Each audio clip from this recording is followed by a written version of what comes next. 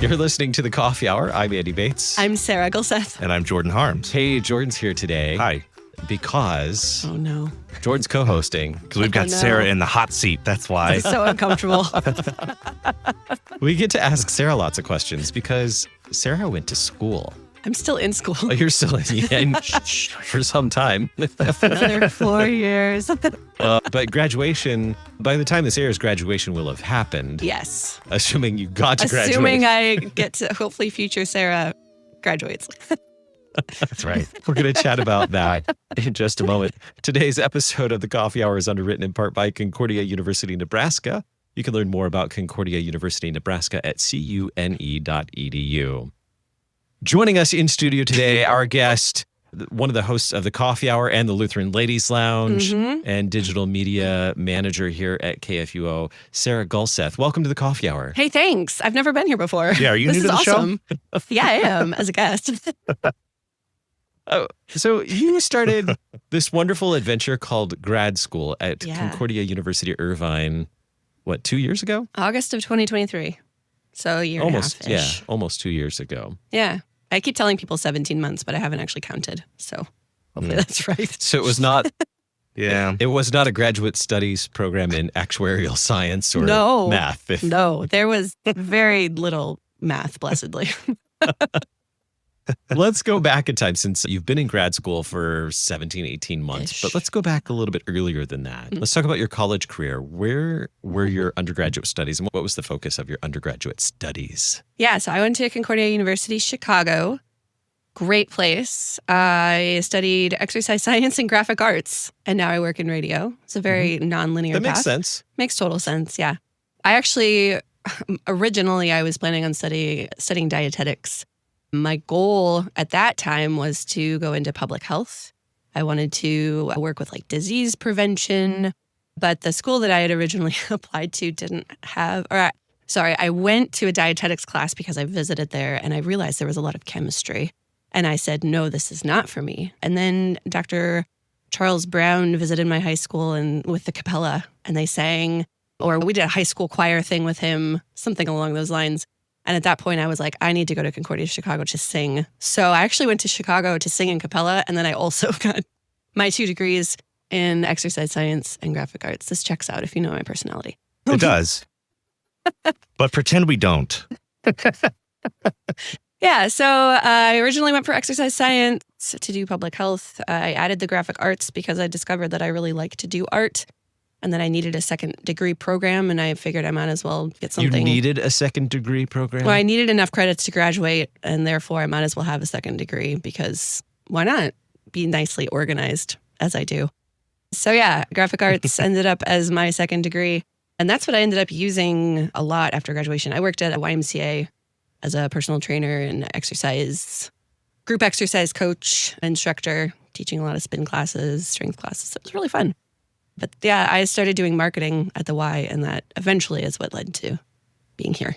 So eventually. Eventually, yeah. How, on a scale of 1 to 10, how shocked were you that you ended up coming to radio? Because what were your aspirations post-education, career-wise, before you went? Because you talked about how your focus changed once you were there. Yeah. But were you like, oh, I'm going to go full-on exercise science somehow and incorporate ministry into it? ? Or was it like, what were you going, or were you thinking of some made up position that you're like, I'm going to create this and this is going to be my thing? I mean, that is kind of what I have ended up doing along the line anyway. That's true. But I always kind of wanted to work for the church. I remember in grade school, I wanted to be a church worker, but at that point in my little childhood life, pastor and teacher were my options because I didn't know about deaconesses and I'm not actually good enough at music to be a parish musician, and I didn't want to be a teacher because classroom management terrifies me, and I can't be a pastor. So I was like, we'll just do something else, I suppose. And so after graduation, I love the YMCA. I loved working there. I love the people. I love what the organization stands for. So that was kind of what I was planning on doing, just being at the Y for ever and ever and ever, doing some sort of exercise science, public health. They have diabetes prevention and programs to help people after they've dealt with cancer. So that kind of stuff still really interests me. I'm sensing an operative theme of helping people. Yeah, exactly. Yeah. So But, in a nonprofit, you end up doing a lot of different jobs. And that's how marketing just kind of was given to me because I knew how to do graphic design. So I ended up doing everything else also because I could. So that was kind of my career aspiration, just working in some sort of health field. I worked a little stint at a triathlon store too, because also health and helping people buy bikes. So that was actually really fun. That sounds fun. But we got here because we were looking to move a little bit further south to kind of be closer, like equidistant-ish to both of our parents, because mine are in Michigan and my husband's are in Arkansas. So we were looking to move. So that's why I ended up applying here, because I wanted to work for the church. And I was like, oh, this is a cool way to work for the church. But I have no idea how to do radio. You guys convinced me I could do radio. That's how that happened. What was... Sorry, I had a little follow-up. What was the position that you actually applied for here? Do you remember?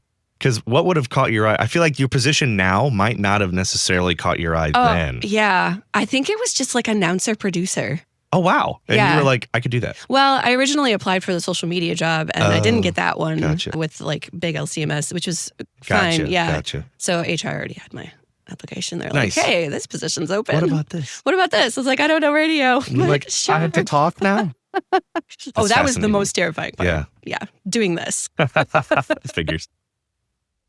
And now you host 2 programs. Right. I don't know how that happened. That is hilarious to me because it's like the exact opposite for me. If I saw that position, I might have applied, but now I talk way less than you. I know, right? Yeah. It's funny how that You host worked out. music every day. Yeah, I do. But I'm not voice on all a the time. show. But I'm sorry. You haven't heard my voice. My point is you're very good at your job now, which is awesome that it ended up that way. Yeah, by the grace of God. Yes. So now that how long have you been here? 2016? I've not been here 20 years. Yeah, it was 2016. By the time this airs, it will be almost exactly 9 years, which is wild. Wow. I know. That makes me feel old. That makes me feel. Goodness gracious. Yep, 9 years. So almost 9 years. How has your responsibilities evolved in that time? A lot. Night and day difference. Yeah, when I first started, it was website management. I oversaw our website overhaul. I think that was like 2017, which was fantastic. Like we needed that. It was a huge It was a undertaking. big project, yeah. And I had done that at the Y too. So I had experience overhauling websites. So that was actually really fun for me to do. So I was mostly behind the scenes, cutting audio, posting all the podcasts. That was mainly what I was doing. Oh, and social media too. So I'm still doing social media a bit, but I've handed a lot of those duties off to Aubrey, who is my wonderful half of the digital duo. The digital duo. And then 2018, we started Coffee Hour. And then Ladies Lounge started in 2019. So I've shifted gradually more toward content creation, making reels, doing on-air content, managing Lutheran Ladies Lounge, Facebook group also. We added we added Instagram, I think, and Ladies Lounge Instagram and Facebook. So we've added all that stuff. We overhauled our app also. So just moving a lot more into creative projects, which is awesome. I've loved it. It's been really fun. That sounds really nice when you list it all off like that. I know, right? Sounds really simple when you list it just like that. Yeah, but they were huge simple, projects. but like LOL. as a digital media person, I'm like, wow. So you're not busy at all. Like I'm getting heartburn just hearing you talk about all of it. There are some days when all I do is edit content, create content, post content. It's just like you're just my sitting brain there is so tired by the end of it because it's pushing buttons. so much content creation. But it's so fun. I love it. Yeah.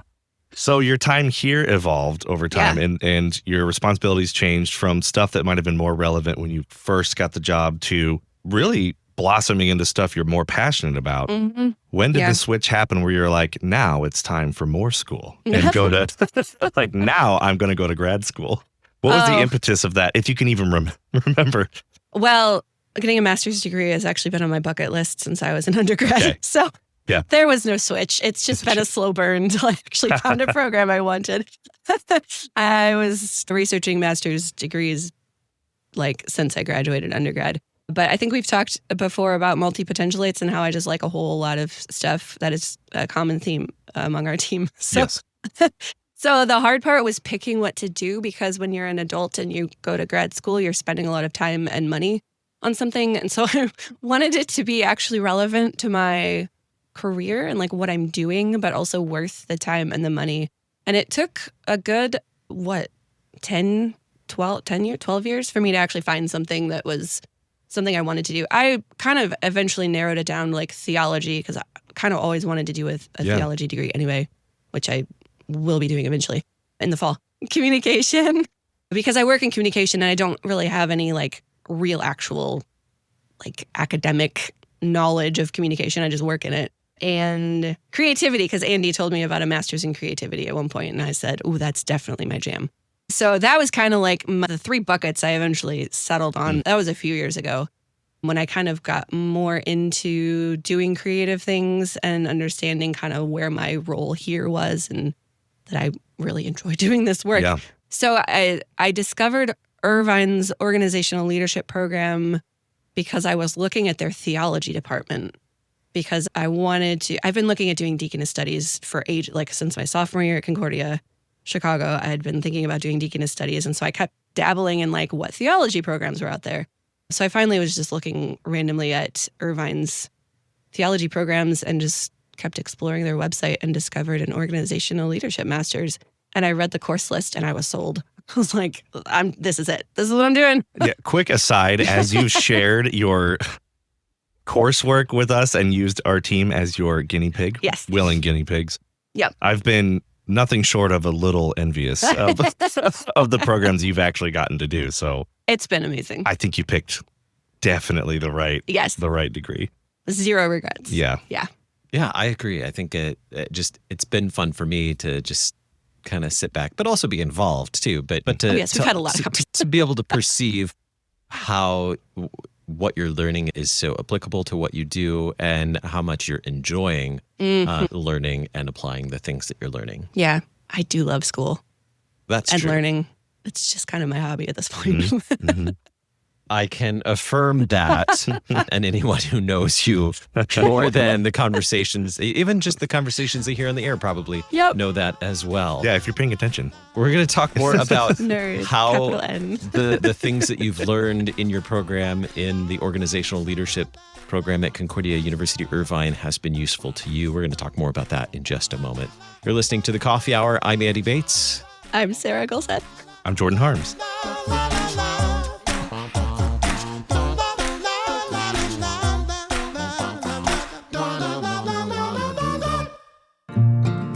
At Concordia University, Nebraska, discover a distinctly Christian community that equips students to live by faith with courage, character, and conviction.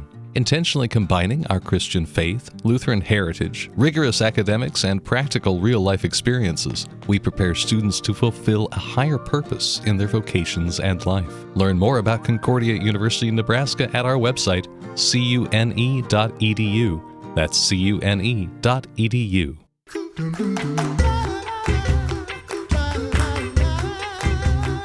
Welcome back to The Coffee Hour. I'm Andy Bates. I'm Sarah Gulseth. I'm Jordan Harms. And Jordan and I get to ask Sarah all kinds of fun questions today. She gets to be the guest.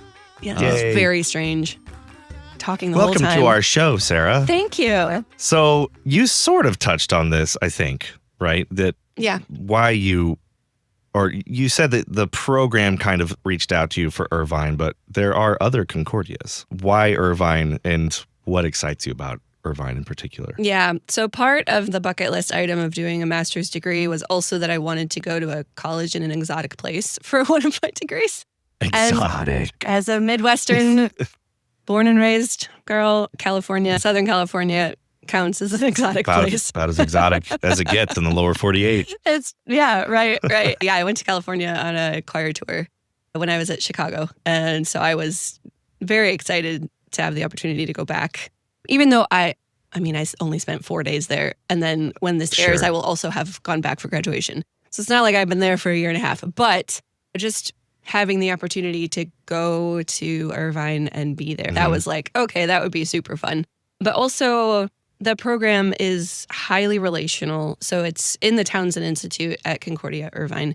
And so, I didn't know anything about any of this before I started looking at their website. So kudos to Irvine for a great website. And that's coming from Sarah Gulseth. It's true. I'm very snobby about websites. You know it's high praise. It's true. I analyze websites for fun. So it's housed in the Townsend Institute, which is counseling, organizational leadership, and executive coaching. And just the fact that they put organizational leadership and counseling together was very attractive for me, because counseling was also something that was it's been living in the back of my mind for a long time. Because I like being in relationship with people. I like having conversation, even though I'm an introvert. And I like just knowing how people are doing. And so the fact that those were together told me that there was going to be probably some sort of overlap, or at least an emphasis on that kind of psychology of being in relationship with people. And I had no idea that was going to be as much of an emphasis as it actually ended up being. With John Townsend's growth model is like the basis of all of the programs, all three of those programs. And I didn't know it at the time, but it is a really amazing basis for all of the classwork that we do. Just understanding how to be a better person, like just the character growth that we go through in all of the classes, but also how that relates to being a leader, and the fact that when you're a leader, you're leading people. And so you have to know how to deal with all kinds of situations and, connect with people who function very differently than you do. And so I could tell when I looked at the website that was going to be like a thing, but I didn't realize how much it was going to be. So those were the two like big things. The one class that caught my eye was neuroscience and leadership. I was very excited for that. I read that description. I was like, okay, I'm there. Let's do it. It was fun. Leaders lead people. A mentor once shared with me, managers manage things, leaders lead people. And I found that to be very valuable. And it sounds like that's what you were experiencing through this program as well. Yep. How then, well, let's talk a little bit more about some of the subject matter, neuroscience for leadership. Like, what are some of the things that you studied throughout this program? Yeah, I will say residency lived up to all of the hype. I'm not really a hype person. Like when someone tells me that I'm going to enjoy something and it's going to be amazing, I'm like, okay. A skeptic. We'll see. Very much a skeptic. Same. Yeah, like pep rallies were totally not my jam. So I imagined it was going to be great. It absolutely lived up to all of the hype. It's been the best part of the whole program. We basically get together, and it's changed a little bit now, so I'm not sure if this is exactly how it's going to be for future classes. But we got together for 4 days at the beginning of the program, met our cohort, which ended up being, we call them process groups. It's like, I think it's 9 people-ish. And they are our little like tiny family that we just go through the entire program with. And that was really amazing to have a very deep dive together as a group over many, many hours during the residency to get to know each other and to really just put stuff into practice immediately. And so we have like text threads going, and we, support each other through. So that and just a deep dive of like meeting everybody and really getting a jump start into the program. So residency was absolutely everything that they said it was going to be. It lived up to the hype? It lived up to the hype. I was not disappointed, I was very happy about that. Yeah. I mean, there's been a lot of character development. We have a character and development growth plan that we fill out in every class and kind of build on. So we're like making goals in character development and leadership development, and then checking along the way with our homework part. We have homework partner calls in every class. So we like literally like Zoom each other and talk about what we're learning, which has been awesome. And we have this character development. And so we've been making goals along the way, and we talk about how we've actually seen that progress and have been meeting those goals. So that's been consistent through basically every class. And it's been really cool to actually see growth happening, because that's kind of the whole point of a lot of what we're doing. I mean, I did stuff like organizational culture, building healthy organizational culture. The final project for that class was really fun. It was, you had to like contact an organization and then like actually talk to people in the organization and analyze an organization's culture. And I talked with a Concordia Plans, which is, in our building. And I was like, I see these people every day and my benefits are through Concordia Plans, but I don't know anything about anything else. So I got to interview a bunch of people that work in Concordia Plans, and then like sounds kind of scary. Think through their culture. And it was really cool to just analyze another organization's culture and then think about our own, like as the LCMS, but also just our little KFUO team, and think about how we intentionally do our culture as a team. So that was a really fun exercise. It was like a 20-page paper. It was so long. So cool. But I like writing papers, so it was fine. Yeah, I kind of miss writing papers.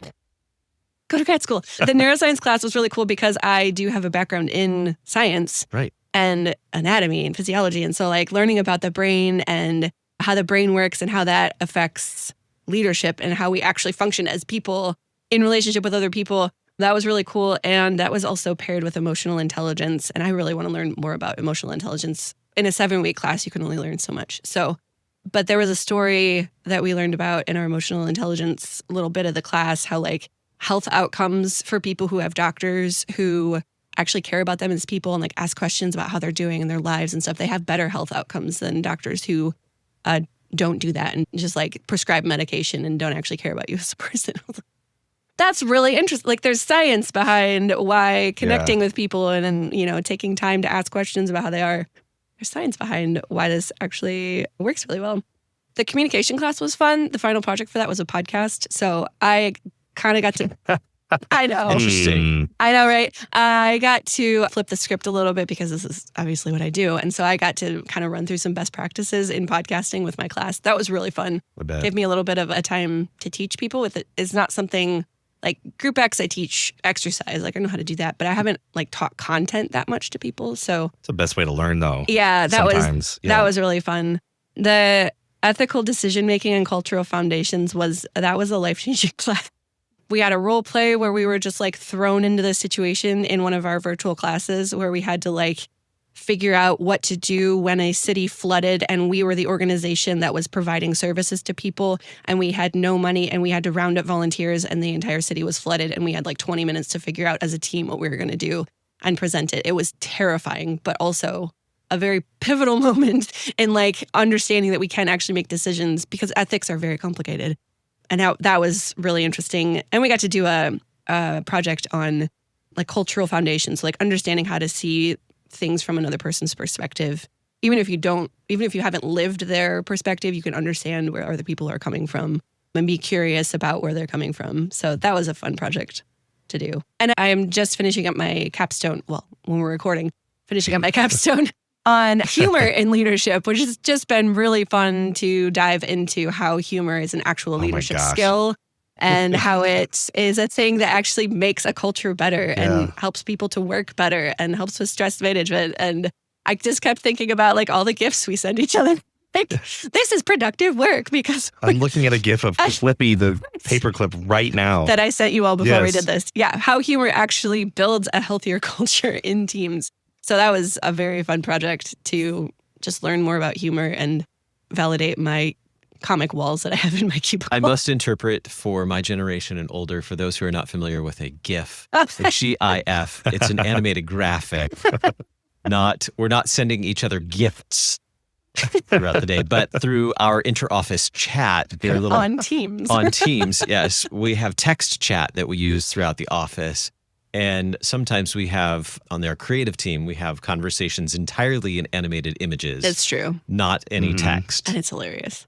Yes. But very informative. It's true. But it's good for us. It's part of our culture. I spoke earlier about being like, more than a little envious. There's like this vicarious like excitement I have for you when you talk about these things, especially humor in leadership, because that was something that I feel like I got into a lot throughout college. Yeah. And people were like, humor equals immaturity. No. And that always made me so mad. It's like, no. Untrue. Yeah, it's not true. Yeah, it's an actual legitimate all things in moderation, leadership of course, skill. but yeah.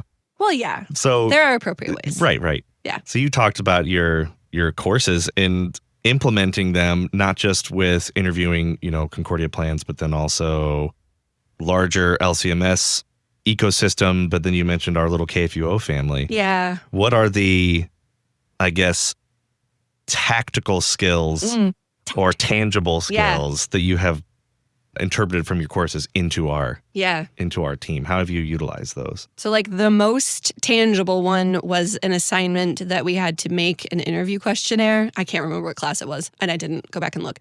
But we had to make an interview questionnaire, and it was right when we were hiring someone to be my digital duo associate. And I literally used that class to make an interview questionnaire to use in my interviews. I was like, how much more applicable does this degree get when I'm literally making something that I'm using at work? That was a really cool experience to just have that. And it has crossover. changed how we go about interviews as Yeah. well. Yeah, I was We gonna now say that. use it You're in welcome. the interviews for our internships as well. We use some of those I pull up elements. the same document. Oh, I thanks, think guys. it's like evolved a little bit, but mostly Yeah. just from learning how to do it. And it's like that you literally provided the entire skeleton for that. We spend less time asking questions about what are your strengths and what are your weaknesses and more about what's your favorite color. Right. Yep. You can learn a There's lot things from, to learn. from Not how necessarily just your favorite people- color, but just Yeah. icebreaker type conversation. how people approach an icebreaker conversation and actually are able to tell you what they like and don't like. You Right. learn a lot about a person from that conversation. It's very interesting. Yeah. And now you know even more of the scientific reasons why. Right? I know. Yeah. So that was like the most practical thing ever because it was immediate implementation of something I actually needed to do at work. But like just some more of the soft skills, conflict management, there's a whole 8-step protocol for conflict management that is really, really useful. I haven't had to use it on either of you yet, but that we know of. you can give me an opportunity if you really want to. Having difficult conversations, being able to speak up in a respectful way. Like if I have an idea, I'm much more willing to actually share it now. Learning to see things from other people's perspectives. Time management, holy moly, like putting a grad program on top of everything else I was already doing taught me a whole bunch of time management and just prioritizing things, learning how to organize my time better, saying no to stuff that I shouldn't do. I'm using a paper planner again and actually successfully using a paper planner again because I've learned that this with is color-coded pens. with a color-coded pen because I've learned that this is actually how I function the best and it's working. Persistence, like getting through some of the classwork was really challenging and finishing assignments when I was exhausted from doing a million other things in my life.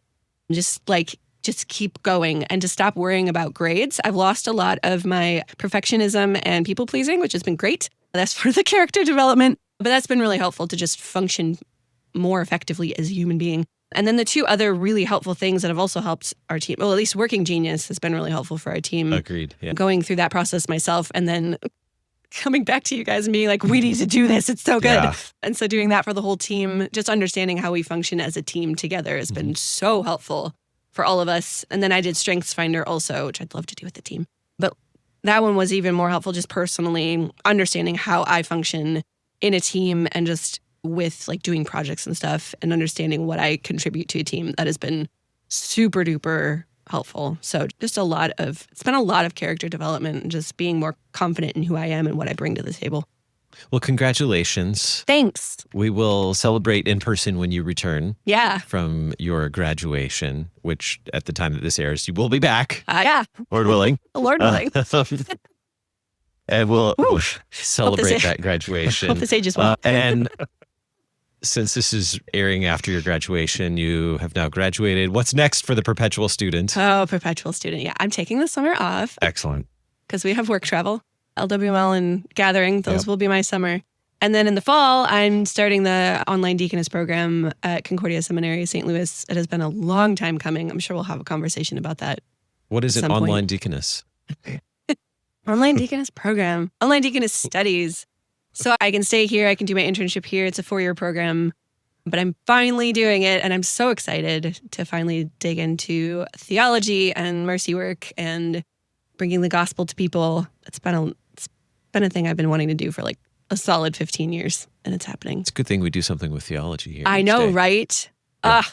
It's so great. Was any of your I could stop previous smiling. education you just talked about a prerequisite for the deaconess program, or was it just more of a personal, I want to get past this and then now I feel more equipped? No, well, kind of, yes. The full story is that I finally just put the deaconess program on the back burner like 2 years ago because the pieces were not falling into place and I couldn't figure it out. And I was like, fine, God, I'm just gonna, I'll put this on the back burner. And if you want me to do it, I'm sure it will come back up in some shape or form and cool. And if it doesn't, great, then it wasn't in the plans. And as soon as I started, so that's how I ended up at Irvine because I was like, this is great. This is something I know I want to do. Wow. It's going to be helpful regardless. I'm just going to do it. So it was actually our first class when we did our like in-depth character development, analyzing your strengths and how you serve and your current roles and what you want to do. And I was like, oh, this makes sense now. Yep, time for deaconess program. So I applied like a year and a half ago. That's amazing. A closed door literally led to an open door. Yeah, basically. Well, congratulations on completing the Master of Arts in Organizational Leadership. Yes. Master Sarah. Yes. And You can call me that now. Yes. I'm going to change my business cards. Thanks for letting us ask you all these fun questions on the Coffee Hour. I'm going to go take a nap now. Thanks, guys. Thanks so much. You've been listening to the Coffee Hour. I'm Andy Bates. I'm Sarah Gulseth. I'm Jordan Harms. The Coffee Hour with Andy and Sarah is a production of KFUO. To support the Coffee Hour and KFUO Radio, visit KFUO.org. You can also text KFUO to 41444 or send an email to gifts@kfuo.org. And you can call us at 800-844-0524. KFUO. Christ for you, anytime, anywhere.